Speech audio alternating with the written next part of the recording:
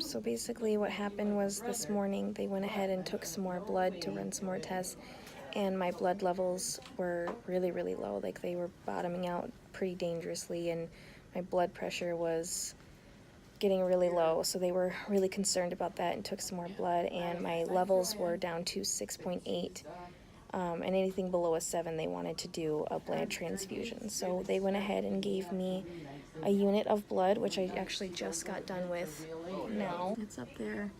I am just back on regular IV fluids for now, and they're gonna go test my blood again around 7 o'clock tonight to make sure that that I'm not still internally bleeding, because that is kind of their main concern, is that when they went in, they couldn't find an active source of bleeding, so they wanted to, because my blood pressure was so low and because my levels were so low, that's one of their biggest concerns.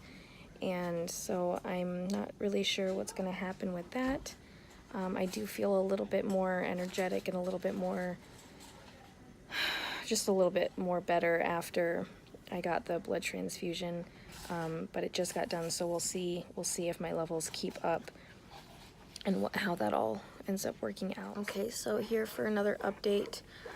I'm in the hospital, but I still have to pump. Went ahead and checked my blood pressure again, because I'm supposed to get my vitals taken every hour after the transfusion. It turns out that my blood pressure, like right after the transfusion was done, my blood pressure was like back to like a normal rate, and they were happy to see that. But then they just checked it again now, and apparently it's back down low again. So I don't really know what that means for me.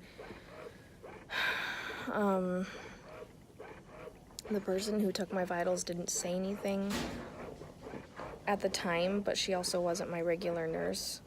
So I don't know if they're gonna have someone come in and talk to me, because they already had told me that if my levels weren't at like the place that they want them to be at, that A, I might have to get another transfusion, but also B, that I'm gonna need to have another surgery if it turns out that my levels are still dropping, because it means that I'm still actively bleeding internally. So every time I think things are slowing down a little bit, they aren't. And I just feel like I want to go home, and I just want to rest, and I just want to process. But I can't. I'm just so tired, and I just feel so worn out, and emotionally and physically I just feel spent. So that's what's going on now, but I just wanted to keep making these little updates, because I just feel like I won't remember them if I don't record them now and document them now, so that's what I'm doing. Hello everyone. So this will officially be my 5th update, I believe. So I've been here about 5 days now. I didn't record any updates or anything yesterday because I was feeling so sick. After I got my blood transfusion, I started getting this really bad headache, and I started feeling really, really, really warm. And so I kept trying to tell my nurses all day Sunday that I was feeling like it wasn't even just the headache and just the fever. It was almost like when you get a really bad flu and you can't do anything, you're super dizzy and disoriented, and every time I like moved my body, it felt like the room was kind of moving with me. And I was still in so much pain.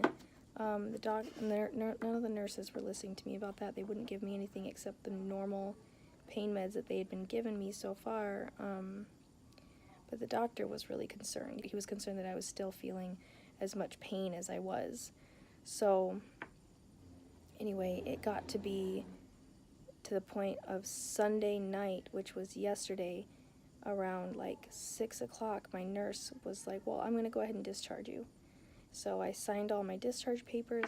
I called Cody over here to help me get my stuff and help me get dressed and everything, and he was literally putting on my pants, or helping me put on my pants and helping me get around, when the nurse rushed over here, because the doctor told her, do not let her leave, and literally had the nurse have him on the phone, because he wanted to make sure he got to me in time, so he couldn't get up here fast enough. He called her and told her to keep her there. And what they were concerned about was after my blood transfusion, my levels went up just a little bit, but it didn't go up very much. I was at a 6.8 and it went up to a 7.4, which is still really low. You know, they were glad it was going up, but it's still really low. But in addition to that, and all my pain, and then my fever, and then my headache and everything, and then they also found out that my HCG levels had also risen by 2,000 points. So when I was first admitted, before I had the surgery and everything, my levels were like 4,026 for HCG, which would have put me approximately 5 to 6 weeks along. And then it went down to 2,000 after my surgery. Plus they gave me the shot in my leg to help rid everything of what was going on. But then my levels went back up to 4,000, like above 4,000 yesterday. And so they were really concerned about that, because that meant that the baby was still inside of me and still growing, and they wanted to go back in for another surgery. And I asked them if I could please have another ultrasound so that just to be sure that it wasn't my uterus, because once I heard that news, like, I don't know, it just was devastating all over again, because it was just devastating all over again. And I just feel like I haven't even had the chance to grieve or process that I've lost a baby, because every time I've accepted that it's gone, I get news like this.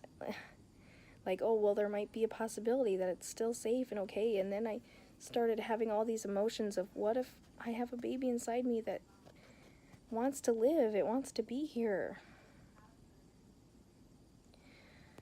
So I asked them to have me get another ultrasound just to be sure. I had all these like thoughts running through my mind and thinking that maybe I might still have the baby, and they couldn't find anything.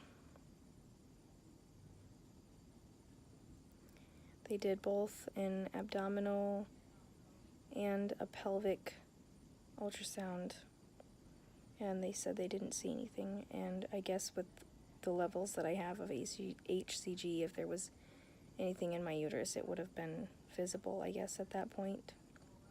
So after I got the ultrasound done, they immediately took me back down to surgery, because they let me know that it is absolutely 100% non-viable to have a baby grow outside of your uterus, and that, you know, if they were concerned that it would attach, that because if a baby attaches, or if a baby's outside of your uterus, then it will try to attach to something that, you know, like your organs and stuff. And if that happens, it can be fatal. Like it's very, very dangerous. And they were worried that it already happened because of how much pain I was still in.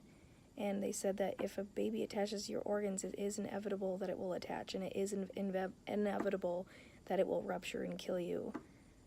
And so that at this point, surgery was not really an option. It wasn't an option not to have the surgery. So they got me prepped, and luckily Cody got to be here for that, because he was here, you know, to take me home. And so luckily he was there when I got all this news and was able to help me kind of make that decision. And so I had to go through another surgery immediately after that. And they were in there for about 3 hours. I was in surgery for about 3 hours while they removed more blood from my abdomen, because they were worried I was actively bleeding too. That was the other concern, was that I was still internally bleeding. I guess I was. So they removed more blood from my abdomen, and then they went inside and they said they found a mass. They said they couldn't confirm right then and there whether or not it was the baby that was growing, but they did remove a big mass from my abdominal region. And they actually gave me some pictures that I can't fully read. Oh, I'm sorry, I've got that upside down. They gave me some pictures that I can't really read very well. But this is some of the pictures they took with the scope that they had inside me before the surgery. And this picture right here is the picture of the mass that they removed from inside. This is my ovary and my fallopian tube, my other ovary and a fallopian tube. They were checking to make sure it wasn't still in there. So, but that is the mass. They said they were sending the mass down to like pathology or something like that to test it. And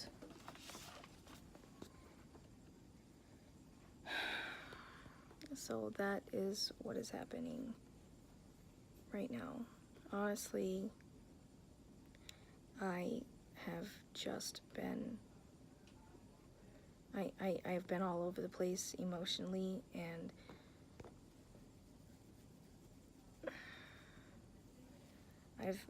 I'm not crying now, but I have cried so much off camera because it just hits me sometimes. I feel like I've just been up and down, and I feel terrible about this whole thing, and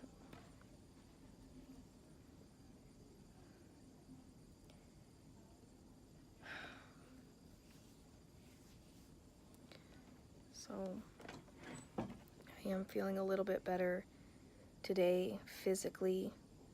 I'm still in a lot of pain in my abdominal region, but my headache is better and my fever is gone. So physically I am feeling better than I was yesterday, but emotionally I'm just not doing well.